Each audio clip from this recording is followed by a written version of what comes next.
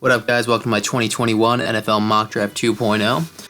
This took days and hours to put together, but I'm excited for this one. These are not my own rankings, but these are who I think these teams will select, so furthermore, let's get into it. Coming in at number 1 overall, to no surprise, I have the Jacksonville Jaguars selecting consensus number 1 overall prospect at Clemson University, Trevor Lawrence.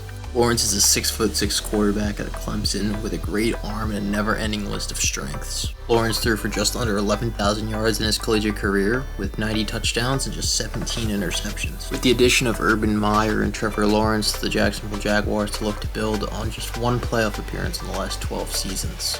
Jacksonville Jaguars will be getting their first stable quarterback in 10+ years since it was ECU alum David Garrard at the helm for Jacksonville. Coming in at number 2 overall, I have the New York Jets selecting quarterback Zach Wilson of Brigham Young University. In 2020, Zach Wilson amassed for 33 touchdowns and just under 3,700 passing yards while finishing 8th in Heisman voting. The thing that flies under the radar about Zach Wilson is honestly his mobility. Zach Wilson rushed for 10 touchdowns and just 70 rushing attempts. He won't rely on his legs, but he's able to get out of the pocket and really make things happen.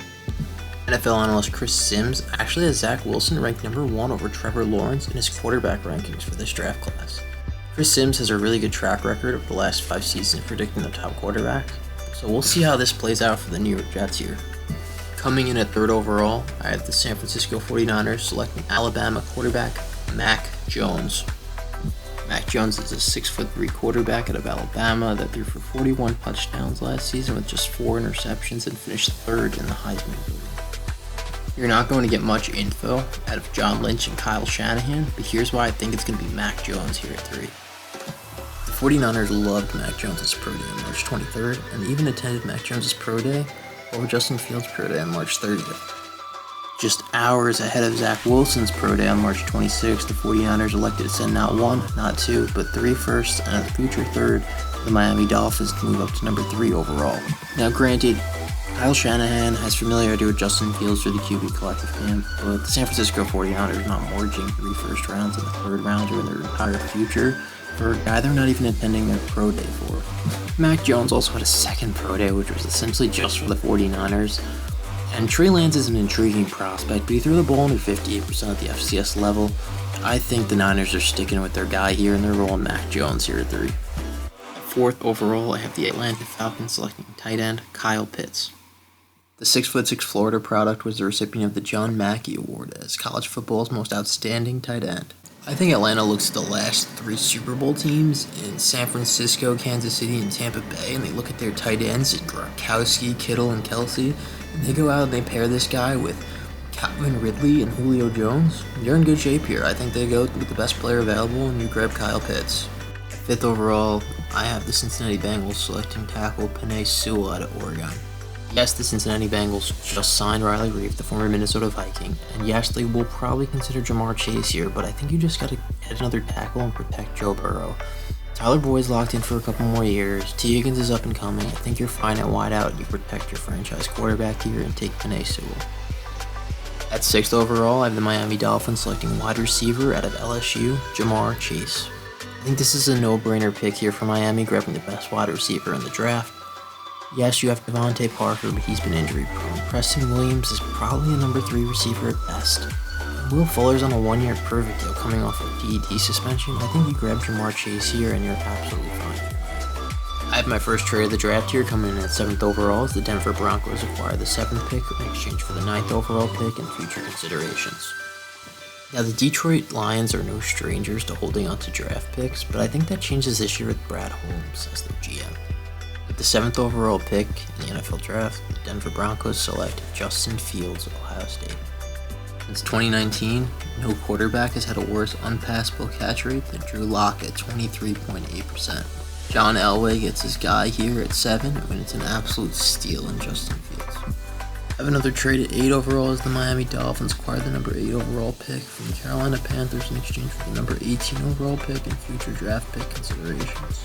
Chris Carrier and the Miami Dolphins make their 3rd trade of the NFL Draft here by moving back into the top 10 and winning the draft here by taking Northwestern tackle Rashawn Slater. If there's any team that has the draft capital to move up 10 spots and move back into the top 10, it's the Miami Dolphins with all the moves they've made. Panthers GM Scott Fitterer has openly stated that he is very open to moving back into the draft and has stated that positions like cornerback and offensive tackle are very deep in this draft, so I don't think it's really that big of a deal for him to move all the way back to 18 here for Carolina. According to NFL Network's Peter Schrager, the Miami Dolphins are very high on Rashawn Slater, and they were even considering taking him at the number 6 overall spot ahead of Jamar Chase. The tape that sticks out the most from Rashawn Slater is his tape against Chase Young last year against Ohio State, where he completely dominated him, which really put him on the board. Adding Rashawn Slater to protect Tua Tagovailoa and Jamar Chase at number 6 puts the Miami Dolphins in a really good position heading into next season for their future. With the 9th overall pick, the Detroit Lions are selecting wide receiver out of Alabama, Jalen Waddle. The last time current Lions GM Brad Holmes helped make a first-round selection in the NFL Draft was back in 2016 with the Los Angeles Rams when he selected Lions' current quarterback, Jared Goff. With the departures of Kenny Golladay to the New York Giants and Marvin Jones to the Jacksonville Jaguars, I believe they definitely go wide receiver here, and I believe it's going to be Jalen Waddle over Devontae Smith easily here for Detroit. PFF classed Jalen Waddle with both Santana Moss and Antonio Brown in statistical categories coming out of college. Waddle is a playmaking machine and makes him a great fit in Detroit as a future number 1 wide receiver. At number 10 overall, I have the Dallas Cowboys selecting Alabama cornerback Patrick Surtain II. Surtain is the 2020 SEC Defensive Player of the Year and a 2020 Consensus All-American. It's no secret the Dallas Cowboys secondary has been brutal over the past couple seasons, but I think Patrick Surtain can really help him become a star player one day in this league. I think he's the perfect fit for Dallas. They just added Keanu Neal, but he's expected to start off at linebacker, so I think they definitely go secondary. Number 11 overall, I have the New York Giants selecting Penn State linebacker Micah Parsons. This is the absolute perfect situation for the Giants. They're able to throw the best linebacker in the draft, maybe even the best defensive player in the draft in the middle of their defense next to Blake Martinez, who has been producing well for them. The Giants defense gets a huge boost here with Micah Parsons. And there's no way Dave Gettleman drafts Devontae Smith here. There's Eddie Kenny Golladay and John Ross alongside Sterling Shepard and Darius Slayton. It's Micah Parsons, our offensive line here. Slater's off the board. You're going Micah Parsons here. Perfect fit. At number 12 overall, Philadelphia Eagles selecting Alabama wide receiver Devonta Smith. The Eagles get their guy a wide receiver here. It's a no-brainer pick. AP Player of the Year in 2020, Consensus All-American, Fred Biletnikoff winner, Heisman winner, Maxwell Award, SEC Offensive Player of the Year, Walter Camp Player of the Year Award. Jalen Hurts is going to light it up with this guy. This is a really good pick, and Eagles fans are going to be really happy if they end up with Devonta Smith here. At 13th overall, I have the Los Angeles Chargers selecting cornerback out of South Carolina, J.C. Horn. Although J.C. Horn played in just 7 games this year for South Carolina, he's an SEC-tested cornerback that is rising up draft boards that can play in the secondary with Chris Harris Jr. for the Chargers. This is a really good pick with high upside. At 14th overall, I have the Minnesota Vikings selecting North Dakota State quarterback Trey Lance. This may come to the surprise of many people, but I believe Trey Lance is really going to slide in this draft and fall into the laps of the Minnesota Vikings. Rick Spielman has been actively attending North Dakota State's pro days for the Minnesota native, Trey Lance. Kirk Cousins has 2 years left on his contract, and Minnesota grabs their future QB in Trey Lance here. He needs some development, and this is a perfect situation for him and the Minnesota Vikings. The 15th overall pick in the NFL Draft, I have the New England Patriots selecting Tulsa linebacker Zaven Collins. Zaven Collins is an athletic freak that is 6'4", 260 and is the perfect fit next to Donta Hightower in the Patriots defense. Zaven Collins was a Chuck Bednarik Award winner, which goes to the Defensive Player of the Year in all of college football. Chase Young won this award in 2019.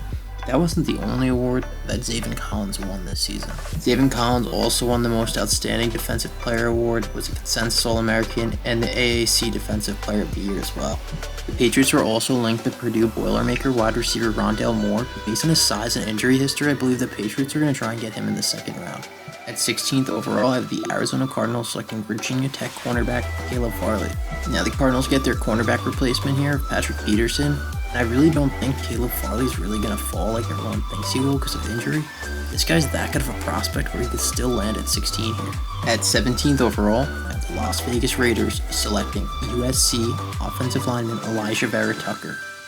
The Raiders need some help on the offensive line, and they get it here with Elijah Vera Tucker. He can play both tackle and guard, and you can plug and play this guy wherever you want, and he has a really high floor.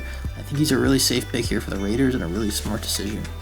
Following the trade with the Miami Dolphins, I have the Carolina Panthers selecting 18th overall and selecting offensive tackle out of Virginia Tech, Christian Darrisaw. The Panthers add the 2020 John Allen Award winner, which was awarded to the best interior offensive lineman in the nation, to help protect Sam Darnold this season. I have my third trade of the draft at 19th overall as the Tennessee Titans trade up with the Washington football team to select at 19. At 19th overall, I have the Tennessee Titans selecting Oklahoma State tackle Tevin Jenkins. According to multiple sources, the Tennessee Titans and the Indianapolis Colts are both seriously competing for Tevin Jenkins. If the Tennessee Titans want to get this prospect, which they really do, they're going to have to make a trade and jump Indianapolis. So they're going to get him here, and he's going to protect Tannehill and set up the run game for Derrick Henry. This is a really good pick for Tennessee. The 20th overall selection, I have the Chicago Bears selecting cornerback at a Northwestern, Greg Newsome II. Newsome's a really good 6'1" cornerback prospect and is a really good replacement for Kyle Fuller here. I think the Bears really go this route. I really think they like this guy a lot.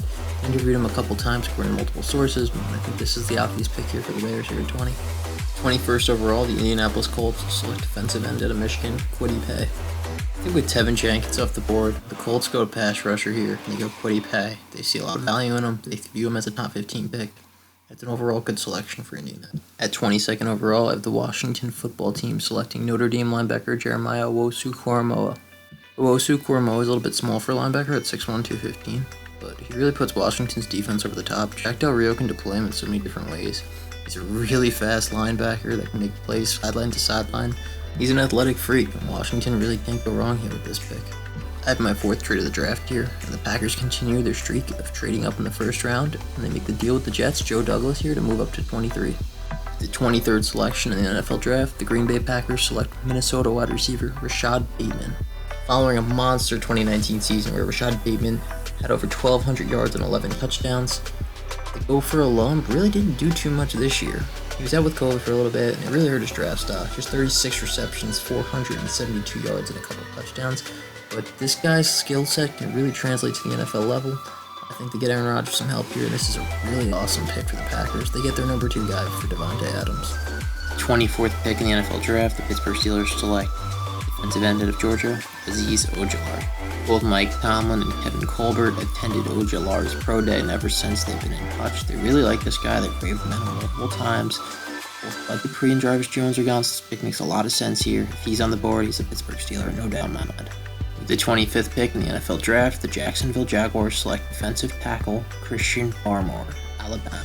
Barmore's stock is pretty much dropping before the NFL draft, but he's still a really good pick at this 25 slot.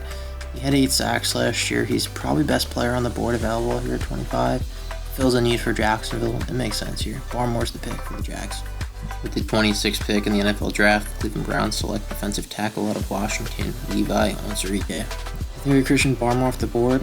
Onwuzurike is the pick for the Browns here. He's a little bit small for a defensive tackle, but he moves really well, and he plays like a 350-pound defensive tackle at 290. They visited him for his pro day. They really like this guy. This is like a phenomenal pick if he's still on the board. But I also wouldn't be surprised if he somehow went earlier to a team that jumped up for him. He's a really good athlete, and he's a very underrated player. He's rising big time right now. So if the Browns get him, they'll be really reluctant. We'll see what happens. He's their pick if he's on the board. The 27th pick in the NFL draft, I have the Baltimore Ravens selecting defensive end out of Miami, Jalen Phillips.